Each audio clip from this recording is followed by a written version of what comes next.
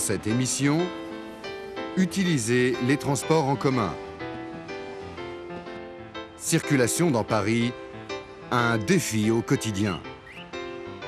Strasbourg, opération Tramway. Savoir dire. Dire ce que vous pensez de la circulation. Pénible. Très dense, hein, pénible. C'est impossible. C'est impossible. Qu'est-ce que vous pensez de la circulation à Paris?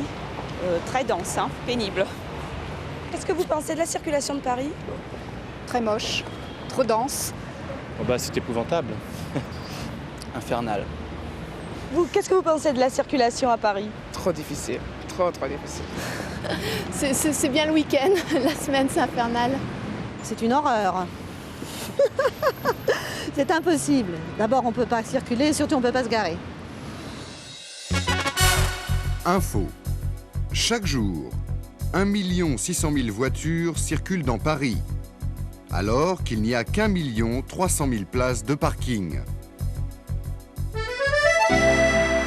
Savoir dire. Dire si vous allez travailler en voiture. Vous allez en voiture? Jamais. Vous allez à Paris en voiture? Non, jamais. Jamais. Est-ce que vous allez en voiture à votre travail? Jamais. Jamais. Vous allez travailler de temps en temps en voiture à Paris? Jamais. Jamais, jamais. Non, rarement. Jamais. Absolument jamais. Vous allez en voiture à Paris? Jamais. Rencontre. Circulation dans Paris, un défi au quotidien.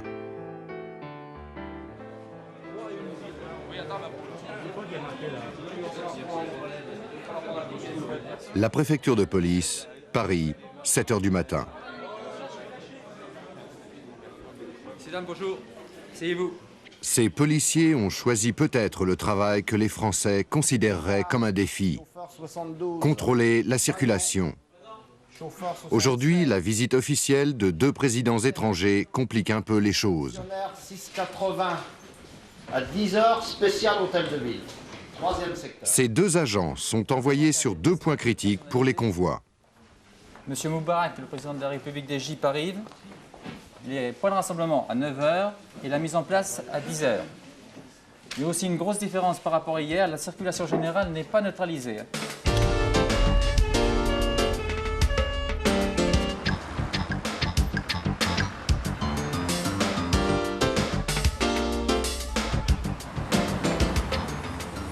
Je suis avant tout gardien de la paix, c'est-à-dire que ma fonction première est la circulation.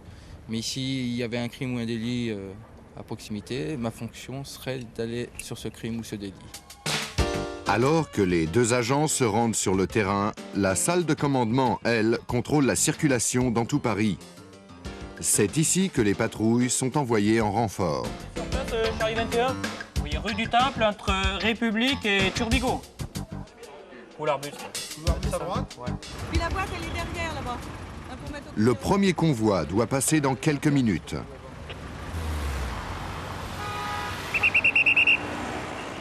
Pour maîtriser les choses, un seul instrument de travail indispensable, le sifflet. Par la force des choses, les gens sont tellement obnubilés par la circulation, par les piétons qui traversent de tous les côtés, puis être pressés d'arriver au travail. Hein, ils écoutent la radio, alors si vous ne sifflez pas fort, souvent ils ne vous voient pas, ce qui arrive aussi énormément. Le fait de siffler, ça les réveille, ça les brusque et ils savent qu'il y a un fonctionnaire de police qui se trouve sur le carrefour. La circulation est maintenant complètement arrêtée. Le président égyptien a la voie libre.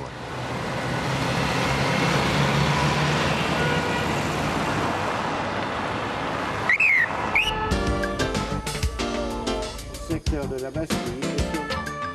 Deuxième mission. Destination, place de la Concorde. Et le boulevard de... Un endroit redoutable pour les conducteurs, mais aussi pour les policiers. Il n'y a pas d'endroit difficile. Je crois que déjà, il faut que la circulation plaise. Si la circulation arrive à plaire à la personne qui l'a fait, il n'y a pas d'endroit difficile. Le tout, c'est de savoir s'adapter au carrefour auquel on travaille. Vous aimez la circulation? Énormément, c'est pour ça que j'y suis depuis 9 ans.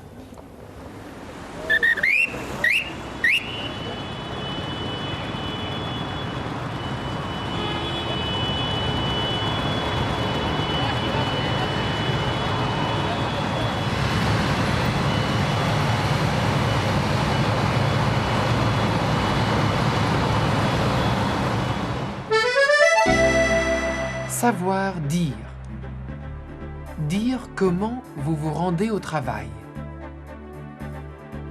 En métro. En métro. Par le train. Par le train, À pied.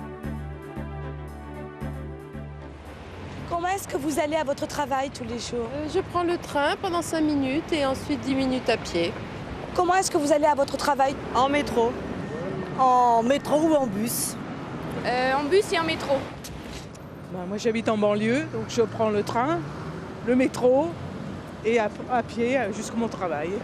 Comment allez-vous au travail chaque jour? Par le train et l'autobus ou le métro, ça dépend. Aujourd'hui il fait beau, je vais prendre l'autobus. Info. Plus de 2 millions de personnes utilisent chaque jour les chemins de fer français.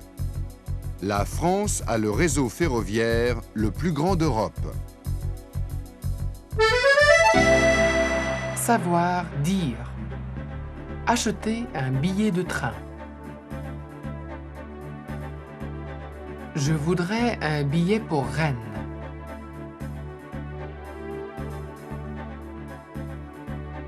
Demain matin, vers 9 h. Je voudrais un billet pour Rennes demain matin vers 9 h. Aller simple.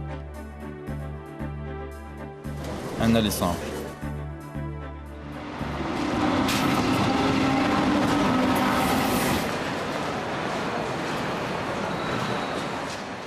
Bonjour monsieur. Je voudrais un billet pour Rennes demain matin vers 9 h. Oui. Vous avez un train à 8h35, arrivé à 10h58, et un autre à 9h20, arrivé à 11h24. Je vais prendre celui de 9h20, en deuxième classe s'il vous plaît. Pour combien de personnes? Une seule. En fumeur ou non fumeur? Non fumeur. Fenêtre ou couloir? Fenêtre s'il vous plaît. Aller simple ou aller-retour? Un aller simple. 246 francs s'il vous plaît. Vous payez comment? En carte bleue. Oui.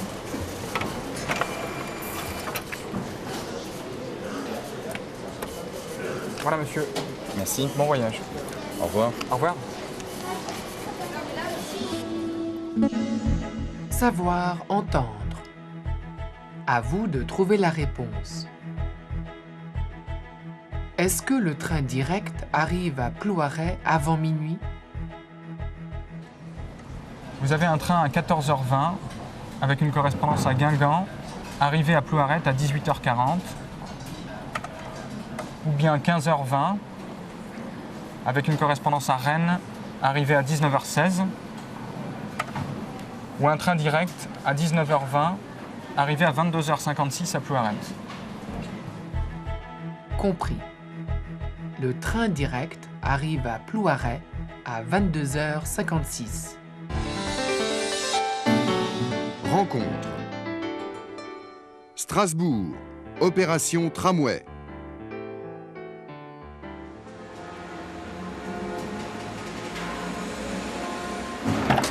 Merci monsieur Gandalf.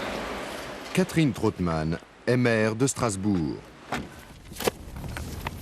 À la tête de la mairie depuis 5 ans, elle a déjà laissé sa marque dans cette ville de tradition conservatrice.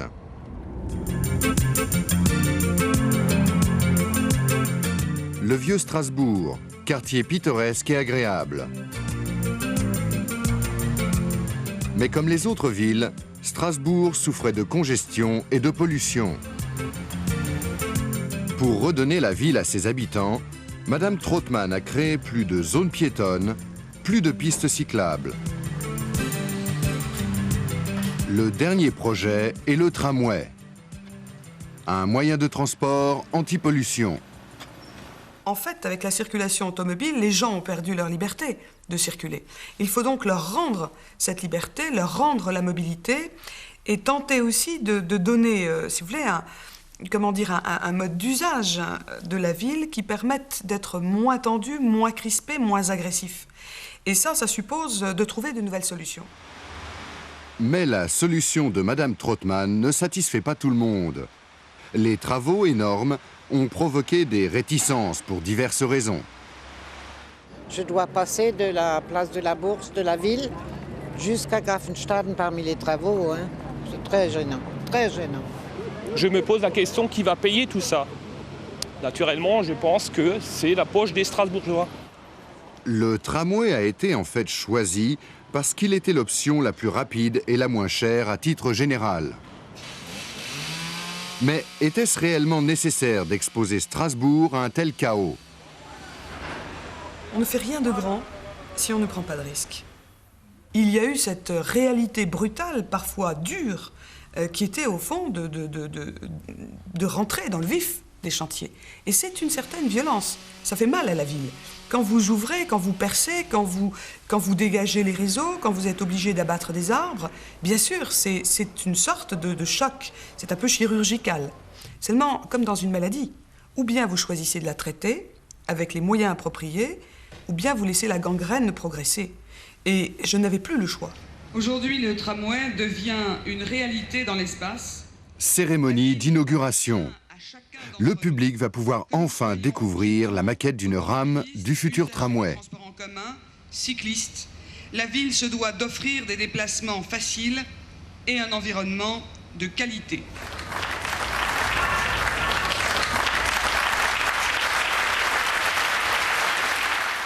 Je pense que ça va améliorer nettement la communication dans la ville de Strasbourg et ça va lui donner surtout un renouveau.